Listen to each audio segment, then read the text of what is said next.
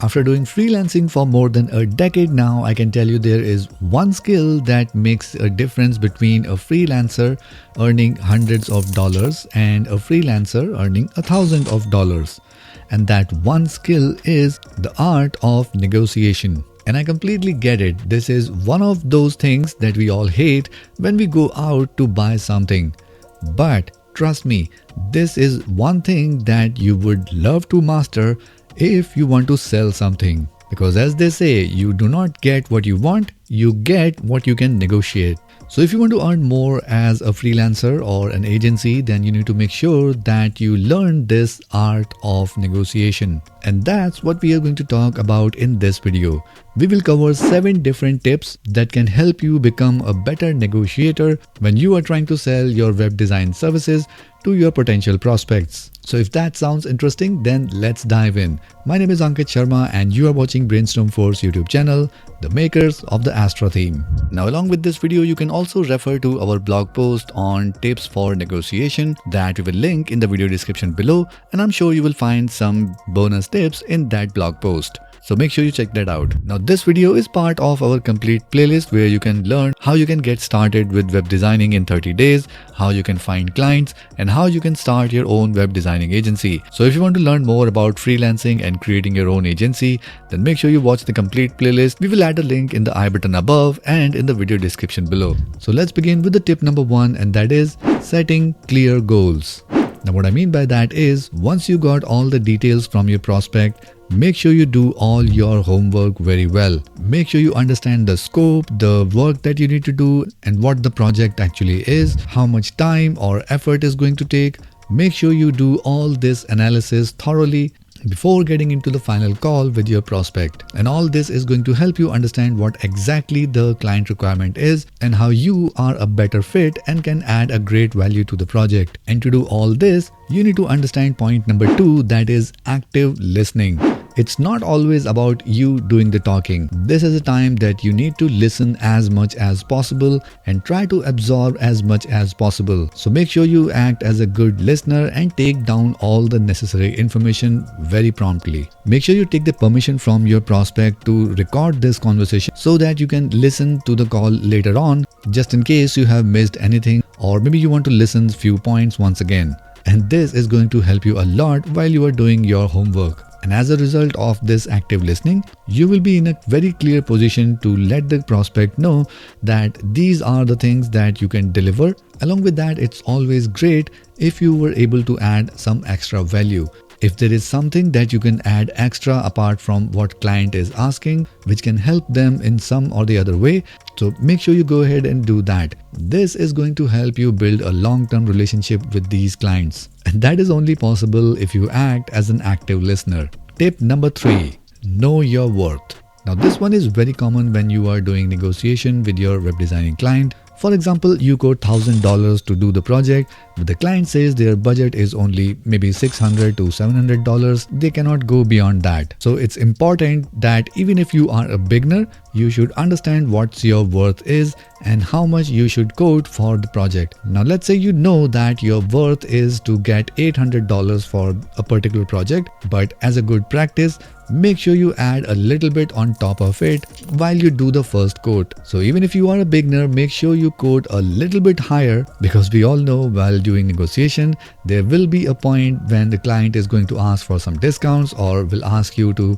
lower down a price a little bit for some XYZ reason. So make sure you always keep a little bit of markup on the top so that it's not difficult for you to do a little bit of price cut. But do not do a drastic cut in your quoted price. If you have quoted $1,000 for a project, do not agree on doing the same thing for $500. It's alright if you go down to $800 to $900, but if your client is again quoting less price or wants some more discount, then this is the time then you should focus more on selling your value instead your price. So if your client is talking all about getting the low price, then you should focus more on selling the value that you are going to provide at the price that you have quoted.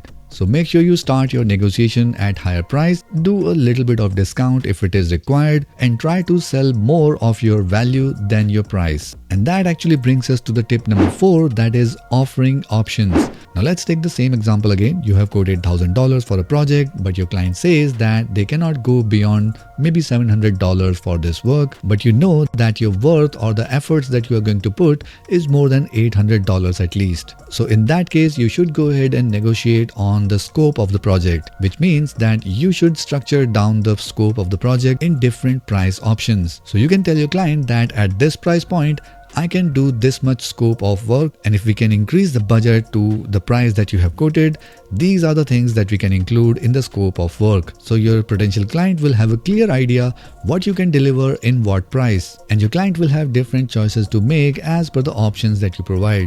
And that brings us to our tip number 5, that is building trust. Now, no matter if you are a beginner in your field or an experienced one, you need to make sure that you work on building the trust first. You need to make sure that you put your client first while you are in conversation with your client.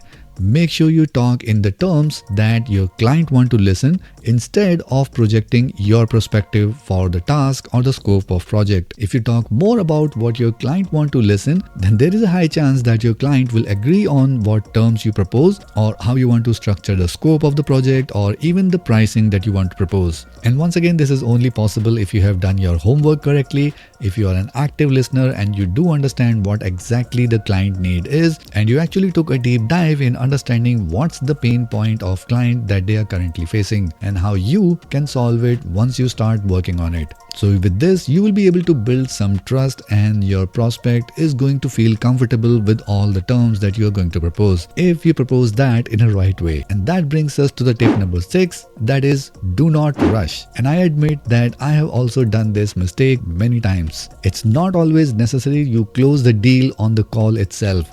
If there is something that you need to reanalyze or you need to reconsider a few things, then make sure you take your time, or even if you need to reschedule a call after some days, then go ahead and do that. There is no problem in it. But make sure you never rush. Now, there are times when you have all the things that you need to sit with your client for a meeting, but in the meeting itself, you realize that the scope of the project is getting bigger or there is something different that you have analyzed till now.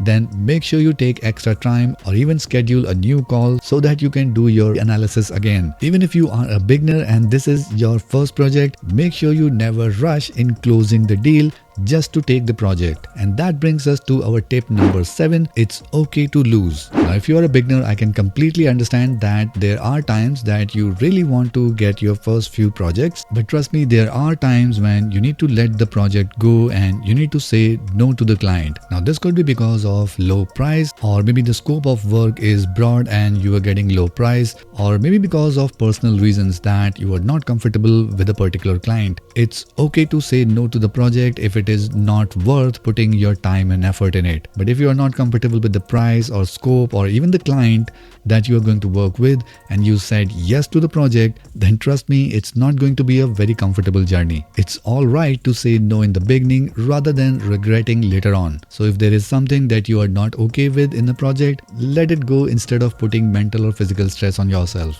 And that brings me to a bonus tip that I would like to add here. Work on your brand. Now, no matter in what field you are, you will automatically become a better negotiator if you have an authority in your field. And that is only possible when you work on your brand. Maybe you can pick up one single social media platform where you can create content and build some authority. But it's really important from the day one that you should start working on building your own brand so that you always have some options in your pipeline, that if you are not comfortable in doing one project, or if you're not comfortable with any of the term of a particular project, then you know that you have other options as well. And this is only possible when you have good experience in your field and you have built up your brand. So make sure from the day one you start working on building your own brand. So these are some of the tips that I'm sure is going to help you to be a better negotiator while you are selling your web designing services to your potential clients. So if you like this video, then make sure you give it a like and share it with your friends and community. And if you are a web designing agency, then make sure you share it with your sales team so that they can learn a few things about negotiating with their web designing clients. And once again, this video is part of our complete playlist about freelancing and running your own agency. So if you want to learn how to start from the very beginning and scale it to a successful web designing agency, then make sure you watch our complete playlist. We will add the link in the I button above or in the video description below. So that's it for this video, and I'll see you in the next one.